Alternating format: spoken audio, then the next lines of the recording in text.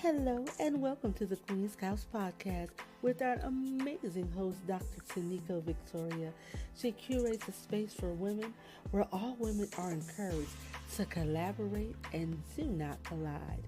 Join us on the couch tonight.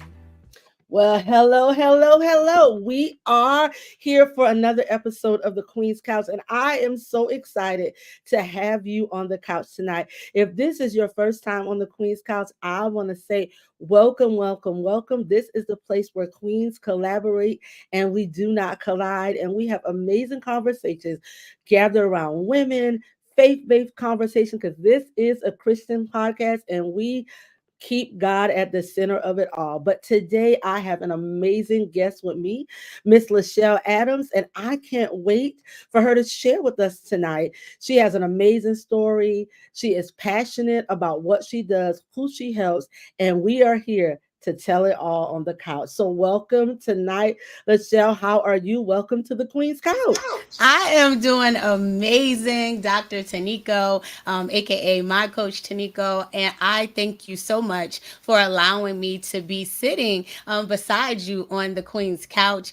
Listen, I have saw some of your previous podcasts, but I know tonight it is all about me. So again, I just wanted to say thank you for allowing me to take a seat next to you and really divulge a lot about what it is that I've been keeping inside of me in this season. Thank you so much. That is amazing. So while you're here, tell everybody a little bit about who you are and what you do. Yes, ma'am. So I am Lachelle Adams, aka public speaker, vice president in the financial services realm. I am a mom T. That is a combination of both an active mom and an active auntie in the role of a mom, where I do raise, my beautiful three nieces and my one nephew. So a total of five children. I am a college graduate, not one time, but two times over. I graduated from the illustrious University of Maryland Eastern Shore. I also have my master's degree in project management. And tonight, the biggest honor that I have is actually being a current person who is battling cancer, but I always call myself a survivor in the making. And like I always tell people, the biggest accolade that I carry is being a child of the King. So in a nutshell, that is me. What you see is what you get, Coach Tano. But I mean, I feel like I wear many hats. And the one that I really want to focus on, like I said today, is being this triumphant warrior, the one that you've coined that term for me. I was like, hey, that's a beautiful name. I mean, let's talk about it. So she's going to make me a triumphant warrior. So I'm going to adopt that phrase for myself as well. So that is who I will be identifying as on tonight. Thank you. That is amazing. And listen, when I think about people, it's so funny. I always give people a nickname. It doesn't matter. I am an early childhood educator. So when I was in the classroom, I always had a nickname for all the children, just based on their personality. And sometimes I always tell people what people call you is what they see in you. They see greatness in you. They Amen. see this amazing, resilient woman. And so that's what we're going to talk about tonight. So we're going to dive in. And so I want to start off. Can you share your journey after being diagnosed with stage 4 cancer in 2021? Tell us about that and how it has shaped your life. So we're going back in time. And what I have to tell people, because a lot of people, they message me and they say, well, Lachelle, what symptoms did you have? Or how did you know that you had cancer? What did it look like? And the significance of today, Tano, I mean, I saw a few openings, but when I picked 1010, it didn't resonate to me that today would actually be the anniversary of when I first discovered the mass. When I first got the phone call and they said, hey, can you pull over? So anytime the doctor is asking you to pull over on the side of the road, you know that, something is alarming. So I remember them saying, I went in incidentally for a CAT scan. I also have an autoimmune disease called sarcoidosis. And I was just going in for a regular chest x-ray so that they could treat the sarcoids. And that's when they discovered the mass. What they say is by accident. What I say is by God's grace. And they said, hey, I know that you didn't go in for something concerning your stomach, but we see something there. So fast forward, now I'm calling my family, and I come from a praying family, Dr. Taniko. So they're like, girl, that's just a fibroid or that's a cyst. We all as women go through those things. And I was like, I don't know. They said it was pretty large, and I did lose a sister at the age of 17 to lung cancer. So again, I was a little bit nervous about that. So I remember them saying, we're going to biopsy it. And I really honestly tell people that the only difference between you and I is that you just haven't gotten a bad report from the doctor. Because when I tell you I didn't have any stomach pains, I didn't have any, gastro issues. I was like, are you sure I have cancer? Because, that was in my old life. I said, listen, your girl just got finished turning up. I don't understand how you guys are saying that I'm sick, because I just didn't feel like someone with cancer. So you're asking, how did it shape, where I am today, or how did that journey look like? Honestly, it looked very normal. I was going to work 60, 70 hours a week as a project manager. I was raising my son. I was dealing with, household issues. I was working. I was doing everything that the regular person does on a day-to-day basis, until the doctor sat me down and said, listen, not only do you have a disease, you have a rare type of disease. And that is what really had me thinking, Dr. Tiniko, because now when we're talking about rare, the scariest part is that you don't know how to cure, because it's not something that you're dealing with on an everyday basis, such as your popular cancers, as your lung cancers or your breast cancers. So it was really honestly a sudden diagnosis. But I will tell you, and we'll talk about this a little bit more, being diagnosed with cancer was one of the best things that could have ever happened to me in my life. Wow. I'm telling you, just listening to you is just truly amazing. It's like, hey, it was just an ordinary day. I went in and then I came out with this diagnosis. So you said you had to pull over. What type of emotions flooded your mind when the doctor said pull over? Like, what did you say? What did you think? Like, this can't be real? What were your thoughts? So when they said pull over, the only thing that immediately came to my mind was that whatever it is, we'll get through it. But this will be something that I'll have to tell my son. And most people who know me, they know my son is the apple of my eye. I love him. And again, growing up in the foster care industry, I'm very close, to my son, because for the longest time, that was my only biological known relative, was just the relationship that I had with my child. So I said, whatever it is, God, just make sure it's something that we can get through. I believe that God, he says he won't put more on us than what we can bear, but how many things can we bear on the side of the road coming from the doctor's office? And I instantly called my godmother, Juanita Mayo, and I said, listen, Aunt Anita, they're asking that we get on a teleconference. I have my uncle in the car with me, and all he kept saying was, this can't be real. This can't be real. And as it replayed in my mind, I began to cry. These are real feelings that I'm feeling, because I'm about 15, 20 minutes. And I said, how, did they get the results back that fast? I remember just leaving the office, and I'm like, they had the results on stat, is what they call it in the medical industry. And I just knew at that moment my life would never be the same. I didn't know, Dr. Taniko, if it was going to never be the same in a good way. I would love to tell you, I was like, you know what? We're going to take this thing by storm. I'm going to knock it out. No, that wasn't how I was feeling at all. I wanted to know, because the C word to me is powerful. Again, every experience up until that point that I had with the word cancer was negative. So I didn't instantly have positive thoughts. I didn't, start relying on my faith, or I didn't go deep into my word and say, we got this. And one breath, yes, I was like, God won't put more on me than we can bear. But then the next breath, I said, Lachelle, now you have the spirit of regret. Did you live life to its fullest? What if today is your last day? What if they tell you, unfortunately, we caught it too late? What are you going to do? So, a million thoughts, Dr. Sanigo. We don't have enough time on the podcast for me to tell you what thoughts came to my mind, but those are just a few. Wow. It is amazing to hear that. And just, sometimes people have these deep spiritual things about, I got this diagnosis and this is how I felt. But we need to hear the real, like, hey, I don't know what my life is going to be like. I don't know what the future holds for me, but I know that this is what I have to do. It's either gonna be the best decision. I know my life is not gonna change. And as you said, getting cancer was the best thing that could have ever happened to you. So I want to ask you this: as someone who has faced a serious health crisis, because this is serious at this point, how did your financial priorities shift after learning this? You're saying you're working 60, 70 hours. How did that all change? What did you have to do to prepare financially to make sure? Listen, I know you had to get a lot of treatments, take time off from work, focus on yourself emotionally, just the whole mind, body, and spirit. You had to focus on that. So, what was that like? How did you prepare financially for that?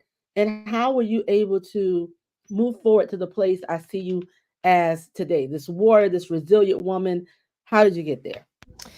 Whew, amen. So I love that we get to see the now, but you're challenging me, Dr. Taniko, to go back. So I'm gonna be real. Remember, I told you that this was a sudden diagnosis, and this is what I will say to people. If you've ever had like a pit in your stomach where you opened up a bill at any point in time in your life, I'm not sure the quality of people that or is currently viewing with us, but I'm sure most people at some stage in their life, they've opened up a bill and they really didn't know how they were going to pay it. Whether they were currently employed, not employed, you saw some type of expense and was like, how are we going to pay this? And I want you to remember that feeling and magnify it times 10.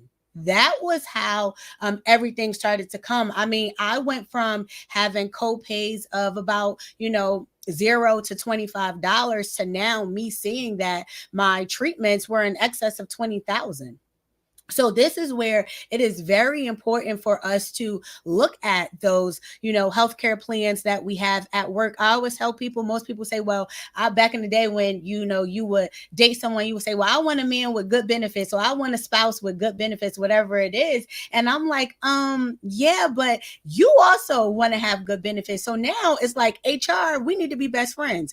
What does my health insurance cover? What does, these benefits that I have that I see once a year during open enrollment? Why is that important? And see, again, I told you all that I'm a financial coach. That's just one aspect, the life insurance side. So I had to go and look at all of my plans, Dr. Saniko, and I'm like, well, Lachelle, this will cover this. You'll be able to get a supplemental plan because now you have what's called a life-changing event. Or you also have to look at the fact that you can't accept new coverages because now you have a pre-existing condition. So it was important for me to review, and luckily, and fortunately, I had made some good provisions in my life so that if something like this occurred, because see, when we're filling out these, I guess, benefits packages, everybody's thinking we need the bare minimum because I only go to the doctor once a year just for my wellness visit, or I might go, get a mammogram, or, my gyno is my favorite person outside of my primary care doctor, and everything is routine. Again, Dr. Taniko, until it's not. So you have to prepare for the what if. So when you're preparing for the what if, you need to prepare for the what if as if it can happen tomorrow. And I'm not looking to scare anyone, but I'd rather be proactive than reactive. So I had a critical illness benefit with one of my plans outside of my employer where I was able to extract from that and kind of take care of some out-of-pocket expenses. But what if I didn't? We're talking about out-of-pocket expenses that for me ranged for about 50,000 or more. Some other changes that you have to prepare for outside of medical bills is your change of diet. So now with the type of cancer I have, they removed part of my pancreas. My body does not process sugar the same way in which someone else would. Luckily, I'm not insulin dependent. I'm not a diabetic or pre-diabetic, but what if I was? So I had to make accommodations for my food. What I prepare for my family, now my meals look different. So there was a budget that had to be allocated to that. And then let's not talk about, I call it just so that it helps me cope with it. But the Whipple procedure was a 9.5-hour surgery that has a 50% mortality rate. So there was a 50-50 chance that I wasn't even walking away from the surgery that was conducted to even be on the couch today, but the weight loss that was associated with that. So your girl came from at that time, I think I was about 175, Dr. Tanico, down to 140. That I dropped sizes. So now I had to allocate funds for a whole new wardrobe. And those are just some of the things in terms of the preparations that I had to make. So what I would tell people is you need to have an emergency fund that includes money just for health. An emergency fund shouldn't just be for, flat tires or household expenses or children's education. No, if something happens seriously today or tomorrow where you couldn't work, I went from working 60 hours a week as a project manager to barely being able to open up my laptop, even though I was still forcing myself. You should have saw me, Dr. Sneago, looking to do payroll from the hospital because I was a workaholic back then. But that's the thing. So now it's like, well, Lachelle, if you're on short-term disability, can you live off of that reduced income? So I tell everybody, start thinking, because again, you're not always going to get a warning that something has changed medically for you. So you want to have those funds allocated. I would recommend anybody, especially as a financial coach, to have anywhere between a 3 to 6 month savings for your minimum amount of bills, plus at least 5 to 10% overage of those expenses to account for something that could change in your regular day-to-day status. That was great. Thank you so much for sharing that. And, last night I was listening. We had a financial class, and the person said something so profound. He said, "We all have a car. We have insurance on our car. We take care of cars." He was like, "You buy a house, you have insurance in a house, but how much more for yourself, to care about yourself, to make sure that you are prepared if something happens. We're prepared if something happens with our car, if our homes." But when something happens with the most precious commodity that you have is yourself. Because when you're going down, you can always get more money back. You can always get different things back. But when you're not in the best health, that is definitely something that you need to think about and prepare for, because it helps you in the long run. So it's great that you're sharing that with us. Um, what would you say was, you talked about the bills? What were some challenges that you faced that you think others need to think about if they ever have a challenge, or even their spouse may have a challenge, or someone that they care for, that they're the caregiver of that person? What are some challenges that you face that you think others may not think about when it comes down to a crisis such as cancer or any terminal illness? Yes. I think outside of, the financial challenges that we discussed, I think it's the stigmas, first and foremost, that comes with having cancer. I'll never forget, because I knew that I was preparing for this time in my life, and my surgery was literally seven days before Christmas. And I remember saying, listen, I just have to get better. And they're like, ma'am, you're not going home for Christmas, and you just had a major surgery. And in my mind, I'm thinking, you guys went in, you took the cancer out. That was before them doing a follow up and telling me that the same surgery that they went in to cut the cancer out actually ended up metastasizing. And that's how I ended up with the stage 4 diagnosis. But it started out in the pancreas and then metastasized to the liver. But I think it's the stigmas, first and foremost, that you have to overcome, because again, once someone hears the word cancer, they instantly think a death sentence. And in reference to my son, so he was away with his dad for Christmas, and by the time he came back and he saw me post surgery, he's like, "Mommy, you look like a stick." And I was like, what? Like in my head, I'm thinking I'm going to have it be your kids, right? The kids are the truth tellers of the world. I don't know if Yeah. anybody has a kid like mine, but they are the truth tellers of the world. And I was like, in my head, like, son, I expected you to have a little bit more empathy. And he's like, he kept it real. So now I was like, okay, what do I look like? And we talked about budgeting, we talked about financing. I needed to put money aside just for counseling, just for therapy, just for someone to teach me how to now cope with this new norm. And I think everyone has this stigma that, okay, because you're sick, like now it's to the point to where I don't even mention it. It's almost like I remember going to church a couple of weeks ago. I attended a phenomenal church, sword of truth in Florence, and the bishop was like prophesying, and he said, Lachelle, well, he didn't call me by name, but again, it was directed to me. He said it to me, and he said, you know, you do a good job covering it up. You do a good job making it look good. And I almost feel like I have to, Coach Tanico, because the biggest challenge, even to this day, is for someone to feel like you're inadequate or you don't have the capability of doing something because you have this diagnosis. Well, you know, we need to give Lachelle a learning curve because it might take her a little bit longer because she's sick. No, you don't. I mean, matter of fact, I'm probably able to run with the best of them, right? That's just the confidence that lies within me because again, I know that I'm a child of a king. So I think there's a lot of people, even though I want people to be empathetic and be sensitive of the fact that individuals have this diagnosis, no matter what form of cancer it is. I don't think that there needs to be the stigma that, you know, they're almost on a time clock. And I battled with that for a long time. Doing research. I think if I can give any advice in this moment, and maybe, you know, we'll have time to talk about it more towards the end, but if I can give any advice, make sure if you're doing research, whether you are the family member of someone who's battling an illness, or if you are the person that's currently going through it, do research that's conducive.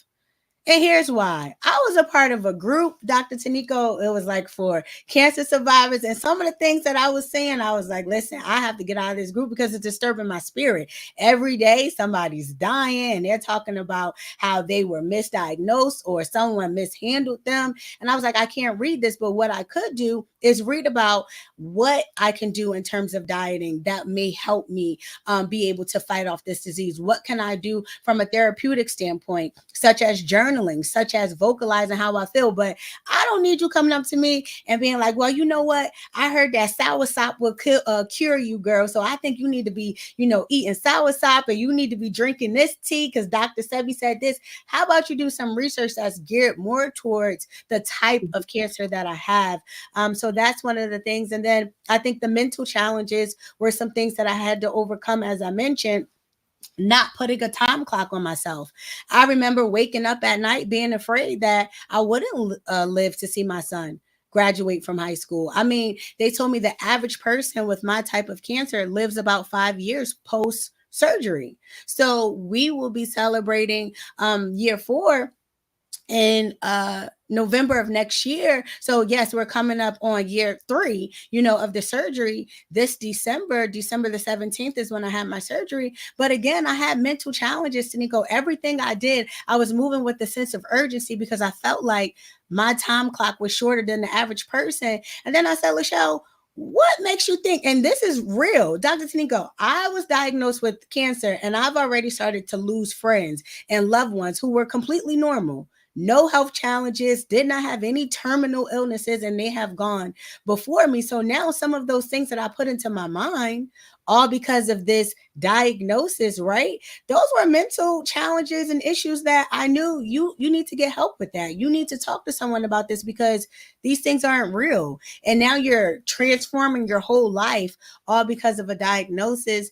And I think the last challenge that I had, though, on the counter of that is dealing with the new norm. So when chemo rolls around, Lachelle, it's like you block it out. You pretend that you don't have this diagnosis until your My Chart alert goes off and it's like, hey, it's time for chemo, or it's time for a CAT scan, or it's time for, you know, an update on your blood work and your labs. And I think the challenges are daily. If we're being real, the challenges are daily. Each day, the word of God tells us to be transformed by the renewing of our mind. That's whether you have a diagnosis or not. So the real diagnosis is the ones that we're still trying to figure out what to put a name to it, right? So at least my illness has been diagnosed. But yes, I think accepting my new norm, understanding that it's okay to be an advocate for a woman, a mom, that's battling, you know, cancer, and accepting that this is who I am in this moment, but also understanding where it is that I'm going. That is so good. I want to point out something that you talked about that is so true, that you begin to have battles of your mind. And so it's very important that you renew your mind. And so you said you started journaling. What are some other things that you would do, especially getting out of that group? Because sometimes the wrong people around you in your crisis, like, just like when you're in the ICU, there's special nurses that come in, there's special doctors that come in. And when you're going through a challenge and you're recovering, sometimes you need only special people around that are people of faith, that people believe the word of God, so that when you have a negative thought, they're already casting that thought down. They're already telling you have so much to live for. You're making impact. And so having the right people, journaling, what are some other things that really helped you as you said counseling. And so what are some other things you can tell people, hey, you really need to hone in when you're changing your mindset about your fate? What would be some of those things? I would say family time, most important. So the childhood things that you've always enjoyed. I've never understood why traditions die when we grow up. So if you grew up in a house, like for me, Uno was like literally the game to play, and I noticed that even like I said, before being diagnosed with cancer, just because of how often I would be required to work, I was losing a touch on some of the things that actually made me feel alive, energized. I love karaoke. So just doing some of the old activities that you might not have time for. And sometimes we trick ourselves to think that because we're cutting out those things, we're being disciplined. But at the same time, discipline never calls for a lack of therapeutic activities. Discipline just means that we need to be more organized. We need to manage our time, and we need to take advantage of the time management matrix. It doesn't mean alleviate the things that are therapeutic to us. So playing Uno, with the kids, going on lunch dates with my son, getting my self-care. I love getting my nails done, my pedicures. I think that self-care is very important. And most importantly, a closer relationship with God. I think that it is one thing to think or speak the word, but it's completely different to live the word. And I will tell you, I can see how non-believers get closer to Christ when they're in a near death experience, or when they think that life is slipping between their fingertips. Because I just remember being in the hospital, actually the youngest patient in the cancer unit at Lexington Medical at that time. And I would just hear one thing that was common throughout every room. It didn't matter what God they served, who they believed in. Somebody at some point in time in that day was coming into those rooms and praying. And I believe that prayer, seriously, it sounds like a cliche, but prayer changes things. Mm-hmm. If you don't know what else to do, prayer is free. Praying is free. You don't have, there's no charge, there's no copay, no invoice attached to praying. And I'm telling you, Dr. Taniko, I don't know where I would be if I didn't have those moments where I just went into my secret place, went into my hiding place, and literally called on the name of Jesus. That's all I could do. There were times, seriously, post surgery, where I was so weak and I would have to get my finger pricked just to make sure my sugar levels wasn't spiking. And at one point I was so weak, they went to, squeeze my finger to try to read the thing that they poke your finger with the blood on the stick. And I couldn't even bleed anymore because I was so weak. I was just so drained. And I would just say, you know what, Lachelle, this is a time in your day where you need to do nothing, pause, and just pray. Just sit with God. Just sit with him. And you're asking me, what is it that you did? How do people cope with this illness? It's how do you cope with anything in life? How do you cope with depression? How do you cope with lack of confidence? How do you cope with insecurities? How do you cope with not operating in your gifts? How do you cope with feeling like you don't have a purpose? How do you cope with abandonment? How do you cope with neglect? How do you cope with regret? How do you cope with anything? And for me, it's prayer. It is prayer. And here's the beauty of prayer. It is the only thing, honestly, like I said, that you don't have to pay for, but it's the only thing that you can't control on when it's going to work. See, everything else I can write, in my notes, and I can control how long I'm going to journal for.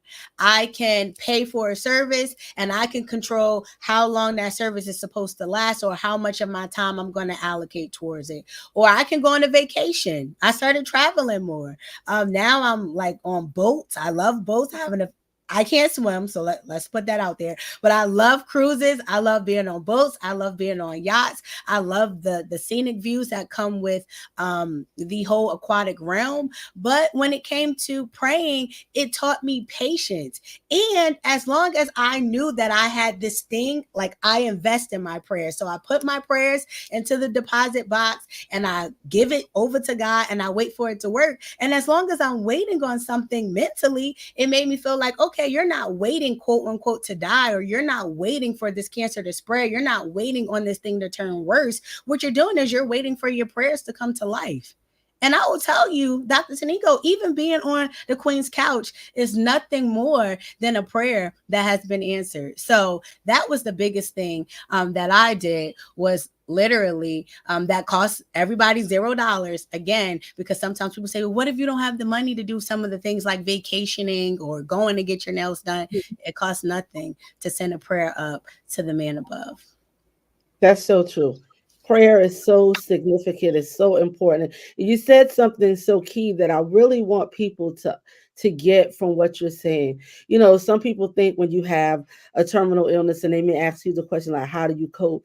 But it's how do you cope with anything? Because some people could have things that not a terminal illness and they can't cope.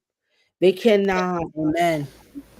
They don't know, they don't have the resolve, they don't have the faith, they don't have the foundation to be able to say, you know what, I'm going to give this to God, I'm going to pray, I know that he's hearing me, I'm just waiting on an answer. And sometimes people don't have the capacity, no matter what the situation is, to be able to say, I'm going to pray about it. It's so many times people ask for prayer all the time, because what it is they don't feel like the Father is listening. But instead, hey, I got there, I got in this moment, I was so weak, and all I could do was pray. But at that moment, after you prayed, you felt your strength. And I think sometimes people are looking for something so miraculous to happen when they pray. And it is miraculous. The miraculous power is I had no strength. I sat somewhere, I talked to God, and now I got strength to go on and cope.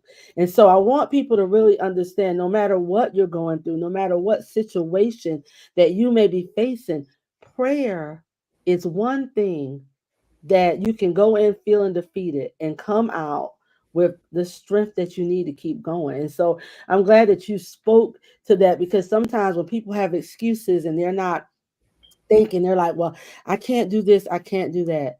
But you let them know prayer is free. And it really is.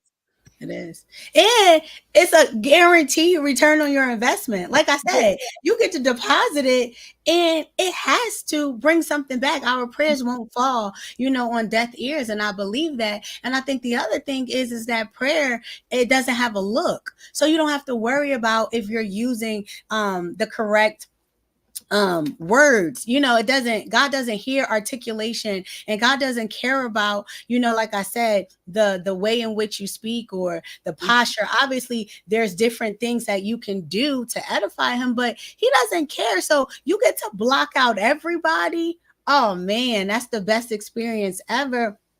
And the other thing that, again, that I love about prayer, you said something that resonated with me, is that everyone's like, can you pray for me? Can you pray for me? Can you pray for me? And I'll be honest, I didn't ask anybody during that time to pray for me. Not a single person. I'll say, necessarily keep me in your prayers or whatever the case may be, but I never called on anybody and really asked them to pray for me, because I wanted God to hear me, because it was so important for me, Dr. Tanico, to understand, if I could, why he chose me to battle this disease. See, I never had the mentality that this happened necessarily to me, but that it happened for me, because I'm like, God, you sit high and you look low. In my head, you caused this to happen. So now that we're here, God, because I think I went through enough in life. Like I said, I grew up in foster care. My mom gave me up, at birth. I gave birth to a 2 pound, 2 ounce baby, a baby in the NICU. And then, I'm diagnosed with cancer. So prior to the cancer disease, I said, God, I think your girl went through enough in life that she didn't need this. But since you have now allowed this to be a part of my story, what is it that truly I'm supposed to be doing with this? So yeah, you said people ask other people to pray because they feel like God doesn't necessarily hear them, or maybe they don't believe that their prayers are effective. But what makes someone else's prayers more powerful or stronger than yours? The only way to know if he works is to try him at his end. So you have to pray. And like I said, the longer you wait for something to come to pass, now I don't want to wait 15, 20 years for some of my other goals and dreams, Dr. Taniko, right? So let me make sure that God's listening. But it's nothing like waiting on the Lord. But while I wait, there's still work to do. So that's the other thing. Don't get it twisted. We can't just be praying and like, oh, well, God going to take care of that thing. He is, but he's not a magician, right? What are you doing in the interim? So what was I doing to make myself get better? I wasn't supposed to be out here in the people's stores shopping, especially not in the heart of COVID. Oh my goodness. We're talking about cancer and COVID. They said you can't go outside. You have to wear your mask. And I'm like, listen, if I sit in this house one more day, I'm going to be crazy. So I know I look crazy in the Walmart with the wrap around my stomach, because again, the scar goes from underneath my breast all the way down. It's a 12-inch scar. So at the end of the day, I'm like, listen, I just have to get outside. I'm not supposed to be cooking, but I was hard-headed, Dr. Taniko. I needed to get better. I had to advance this process. So I called my niece and I said, listen, Shay, we're getting in the kitchen. And she said, Shay, aren't you supposed to be laying down? I got it. I know, but y'all don't quite season it like me. So take out this seasoning, that seasoning. And, that's how she became, my mini chef. So things started to happen over time. But I'm telling you, I just can't stress praying enough, because again, you will be surprised the direction that prayer will take your life. Yes. Prayer is so powerful. It's so key. It's so different. And I tell people all the time, as an intercessor, and they ask you, I was like, you might hear me pray for people, but when I'm home talking to God, I mean, I have those moments where I'm interceding, crying, but I'm like, now listen, what's up, dude? How is this working out? Your daughter is not, this ain't happening, and it's like, they think you pray like this all the time, but sometimes I'm just like, I don't know what are we doing here. And so when you develop that relationship, that you have a father, it's just like, you have this person that you trust, and you're coming there, your best girlfriend, and you're like, girl, let me tell you what's going on. That's just how it is. But in those moments, you feel God in such a way, because he wants that communion with you. He wants it to be so precious to him. And so sometimes, when you're just having those moments when you're like, I don't know what to do, those are moments like, you know what, I'm going to tell you what to do. I love you. I care about you. You can make it. You Amen. can do it. And sometimes people don't think that these things happen in prayer, but they really do. You might hear it in your spirit. You might hear it in your own voice. And a lot of people say, I don't hear God. But if you stop and listen, you're going to hear him. You And will. direction. He's gonna, there's no time that you can cry out to him that he's not going to answer you. He's going to send you an answer. It may not be the answer that you want, or may not be in the way that you want. So you have to look for him in everything. You And have to look for him. right, and don't pimp them out either, right, Dr. Taniko? Don't go to God when things are so bad, and then the moment he answers your prayers, it's like you forgot about him. That's kind of how, as parents, we feel sometimes when the kids need us. We're their best friend, but then the moment they get what they want out of us, then it's like, oh, I'm like, hi son, remember me? But I don't want to be like that with the Father. I don't want to go to God in a time of need, and then the moment that need is met, or he's made a way, he's, he provided. Now I didn't go back and tell him thank you, or now I didn't go back and say, God, I know that that was you. So I don't want to pimp out the father. I don't want to be, the child Mhm. that is just a take. I want to have a reciprocated relationship with the father, which is why it's so important even now for me to give back, and for me to credit, and for me to tell my story, because people may believe that I got better by my own strength, Dr. Taniko, that it was me who started changing my diet and working out. And no, I don't care what it is that I did. If the father didn't say, it was to be, then it would not have, it wouldn't not be done. So I don't want to say that, I just started to do this, I just started to do that. I was having a conversation last night with a very special person in my life, and I told him, I said, you personally know two people that have died from the same surgery that I had. And he was like, oh, that's just another reason for me to tell God thank you, because you're right, Lachelle. I do know two people that literally had the same surgery either the same year as you or a couple of months before you, and they died within 12 months after having that surgery. So every chance that I get, Dr. Tamika, I don't care where I'm at. I love, a good Sam's Club. I love a lot of stores, but I know that's not what we're here to talk about. But the moment, I don't care where I am, I get a chance to tell God thank you. I am, because it's through his strength. But I also don't want people to really have to get to the place to where I was in life to get the relationship with God. Please. I knew. Oh my goodness, I knew better. I grew up in church, but I promise you, I never depended on God the way in which I did until I was diagnosed. I would have my talks, I would say my grace, I would say my prayer in the morning, my prayer at night, but I was not in my word. And I think the father got jealous. He said, oh, you forgot about me. You think that, the degrees and the accolades and you being able to do well in your financial services business was because of you? Did you forget? You know who I am? And I'm not saying that he punished me, but I know that God is a jealous God. And I had, some things, whether I wanted to admit it or not, they weren't necessarily false idols, but I did put work a lot of times before, God. I did put parents and I did put relationships before the father. And let me tell you, never again. So God has gotten my attention like never before. But I don't want it to be, whoever is listening, that it takes something tragic or something critical that's happening in your life, because some of you, y'all can't even stand what's happening in your life right now. Y'all crying out to the father, ugly tears, and there's nothing even drastic, maybe in my opinion, that's going on, but y'all like, God, I can't take it. Imagine me, as Kirk Franklin would say, imagine me. Imagine how I feel. So you don't want to get to the point to where, you have my story for you to draw closer to the father. So the time is now, Dr. Taniko, for people to literally get right with God.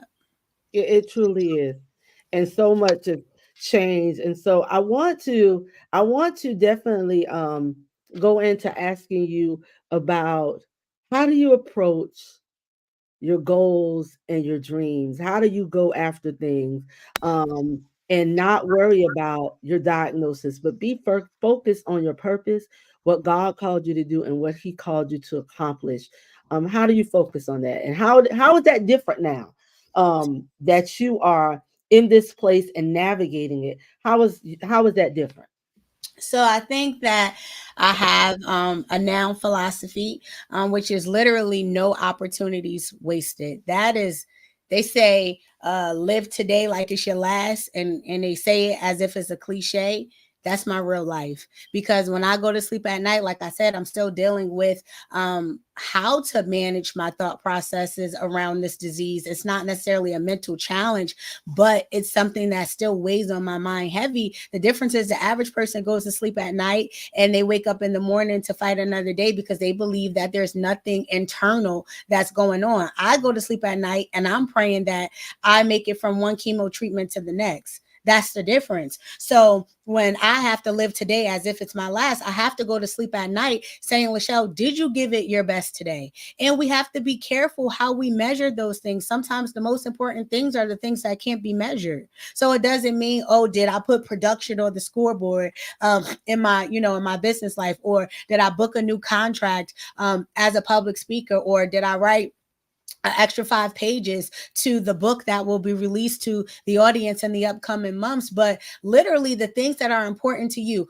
whose life did you impact today? Because seriously, I live my life now, Dr. Taniko, thinking that God's going to call me home for one of two reasons. He's going to call me home because he's like, daughter, you're tired. Come home and get your rest. And I always tell God, listen, I don't care how many times I'm tired, remove that word from my mouth, Lord, because I don't need rest anytime soon. Or he's going to say, Lachelle, you are not being an impact player. You are not being an impact player, because I've made money a lot of ways before, all legal, by the way. You know, you got to watch your audience, but I've made money a lot of ways before. But a lot of those ways that I made compensation, I didn't change a single life. I didn't bring a single soul closer to Christ. I didn't do anything that was going to be life-changing, life-altering, life-inspiring. I wasn't an impact person. So now I'm like, whoo, if I didn't make somebody smile today, or if I didn't give somebody a hug, or if I didn't make somebody feel good, God's going to be like, daughter, you're not doing what you're supposed to be doing, and he's going to call me home. So now every day, Dr. Taniko, honestly and truthfully, I don't care who it is, down to my dog, my goal is to make someone feel good. The other thing is that I had to tap into my value. Because again, my worst fear was that, Lachelle, you spent the last, I'm 35 years old. So I would say the amount of years that I really started to have control, maybe about 20 years or so. You spent the last 20 years of your life chasing accolades, chasing degrees, chasing, I guess, friendships, you could say, or relationships and acquaintances, but none of those things was transferable. So now I'm building a brand. Now I'm building a business so that I educate people that what you do from your 9 to 5 is important, but what you do from 5 to 9, those off hours, is just as important, so that one day, 10, 15, 20, 30 years long after I'm gone, I have my children's children saying, I don't know who Grandma Shell was, or who TT, Shell was, or whatever they want to call me. I'm grateful for her existence. I'm grateful that she was a trailblazer. I'm grateful that she was a visionary. She was a pioneer, because of her, we're good. I tell people, I say, you want to know why you don't know who your great grandma was? Because she probably didn't leave you anything. I mean, y'all don't know who your great grandmother was, right? That's But right. unless I had left you $1 million, y'all would still be doing memorial services for her, annual balloon releases, and all of this, because we thank you, Grandma May. Because of you, everybody's got a trust fund, baby. And it's not all about, money, but it is about being able to sustain. Because we know life is going to shift. Life is going to take us in so many different directions. And when that direction happens, will we sustain it? You said, Lachelle, how did you prepare for, this diagnosis? But really, the reality is that I was making minuscule preparations, because in my head, I always prepare for the worst and hope for the best. But I wasn't nearly as prepared as someone else who may have had a person whose grandma, great grandma prepared them for financial adversity, prepared them for financial challenges. So now I educate myself on all things important, not just what someone else makes me believe is important.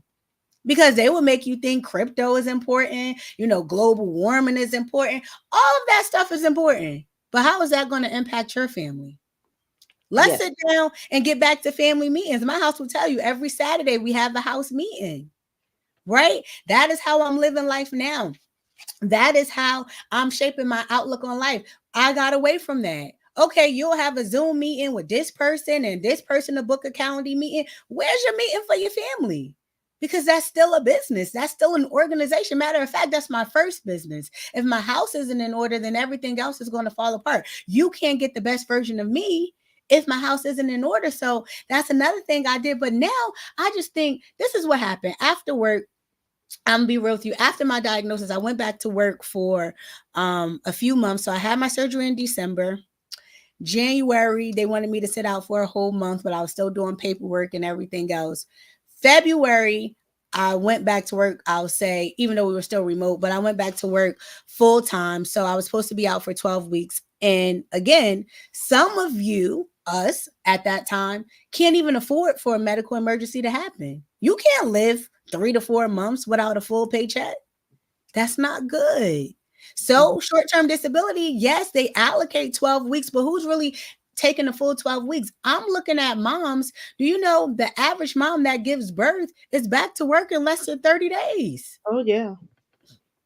It's sick, Dr. Taniko. I mean, maternity leave used to be a long stint, but now they're back to work in less than 30 days. So it's scary. So what I was doing, I said, okay, I'm going to go back to work, but I'll be real with you. It's something about getting, sick, or it's something about this closer relationship with God. I don't care what it is. It's something about knowing that you are operating outside of your gift. So I would be at work and I'm like, this is not it. We're having all these meetings about profits and losses. And, at that time I was working in healthcare, prior to that, the travel industry. And I was like, Lachelle, God just let you come through a surgery with a 50-50 mortality rate to be a project manager. That's the best that you could be in this life that he gave you? Absolutely not. And I'm not downplaying, positions in corporate America, but I knew that I wasn't tapping into my value, Dr. Taniko. Mm-hmm. So what I did was I put an exit plan in place. And my exit plan was, how can I leave corporate America before the end of the year? So February, I went back to work full time. By October the 3rd, I gave my resignation notice. It was supposed to be 2 weeks. They kept me until November. November the 11th, I went full time as a financial coach. And now the beginning is just getting started. Like I said, public speaker is now by my name, and I know that the doors will just unlock from there. So I believe that now my outlook isn't so much as to how other people see me, but most importantly, how do I view myself? Am I just, a medical assistant? Am I just a construction worker? How is it that I can interview for a company and they can see all these good qualities about me that they feel will be conducive to building their business, but I haven't taken those same innate abilities and built a business for myself? Yeah, that's it. And being faced with that, like, hey, I may not get a chance to do this, and the time is now. And so I definitely want to tell someone, you're waiting for something to happen. You're waiting to start your dream, or you're waiting to start that business, or you're waiting just to walk in what God called you to do. But the time is now, and you know it. Just like you said, you feel it. You feel this is not it. Nah, I don't get the same excitement. I don't feel the same fulfillment because I'm not doing my God given assignment. I'm not using all of the gifts that He's given me. And so sometimes, individuals will stay where it's comfortable, but sometimes you got to move from the comfortable to be able to walk into what God has for you. And so I'm definitely excited for you being on here tonight, sharing with us. This has been an amazing story. I know I feel empowered. I feel so many things to, like, hey, I have something, a project I'm working on, and it must be finished by October 31st. And you know what? Your story has just given me confidence. It has given me that push to keep going, because guess what?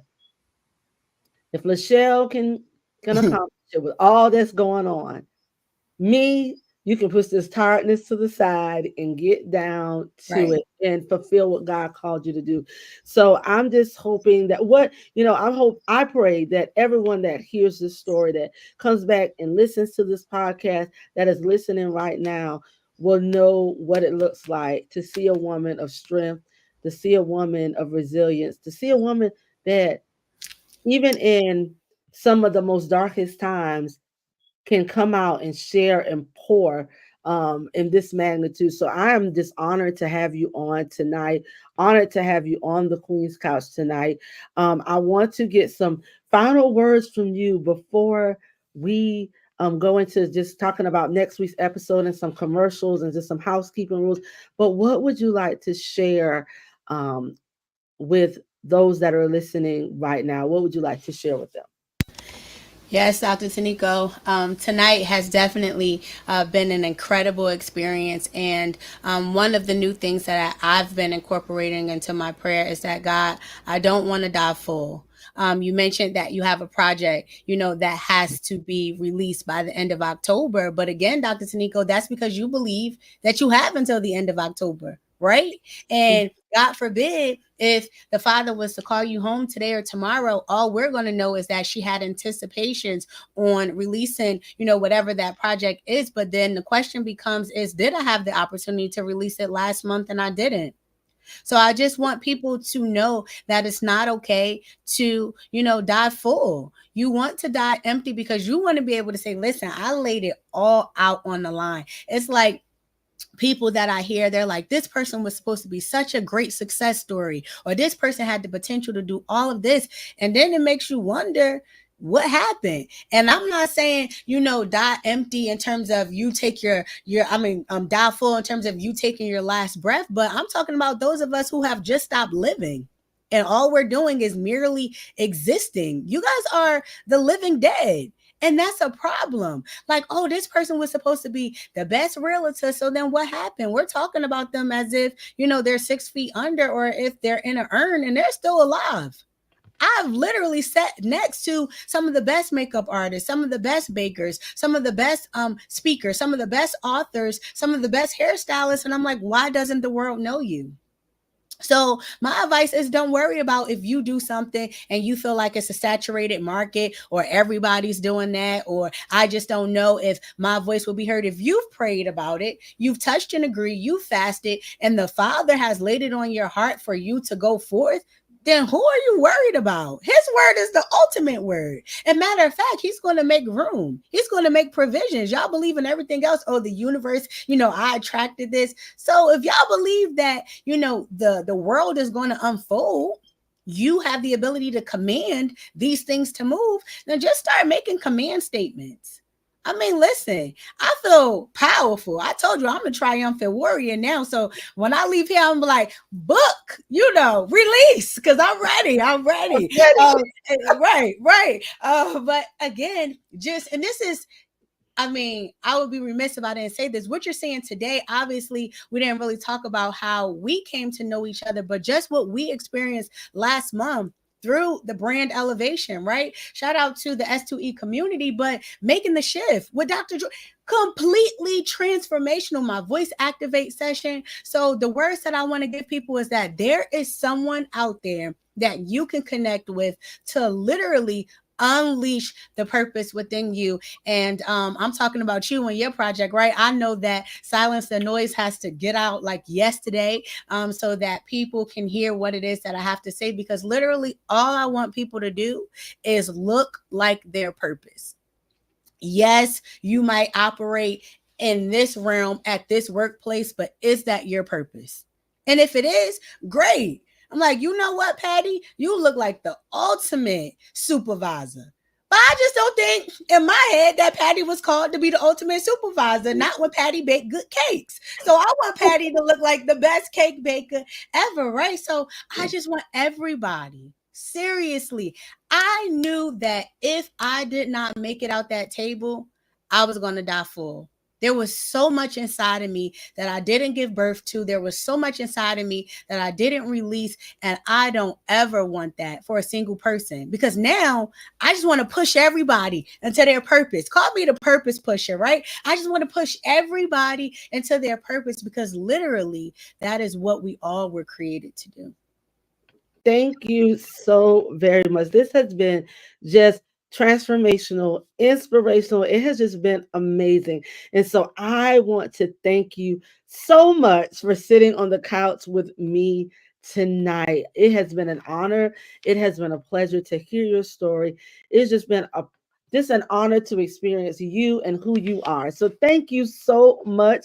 And I want to tell everyone to tune in next week, as we will be talking about this whole month. We're talking about we're talking about our pink and purple warriors. But on next Thursday, we are having a purple and pearls day. And that is a day that I'm asking everybody to wear purple, everybody to wear pearls, for those who have overcome still are in the midst of domestic violence. And we're going to talk all about it. We're going to talk domestic violence from the church all the way down because believe it or not, there are a lot of women in church being abused. And we're going to talk about it on next week. So wear your purple, wear your pearls, and join us next week for Coach Gigi on the Queen's Couch. Thank you so much, Lachelle, for sharing Thank tonight. you. And listen, this has been the Queen's Couch. This is a place where queens collaborate and do not collide. We will see you next week on the Queen's Couch for another episode where women come together to uplift, empower, and strengthen each other. You have been with Dr. Taniko and Lachelle Adams on tonight. And I want to say thank you and have an amazing night. And if you don't remember anything else that we've both said tonight, don't die full. Fulfill the purpose that God has for you. And guess what? Pour it all out. Thank you so much, Lachelle. It's been an honor. And I'll see you next week on the Queen's Couch. Love you. Good night.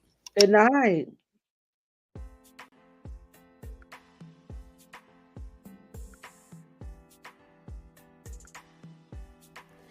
Hello and welcome to the Queen's Couch podcast with our amazing host, Dr. Taniko Victoria.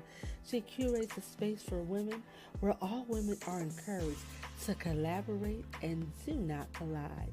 Join us on the couch tonight.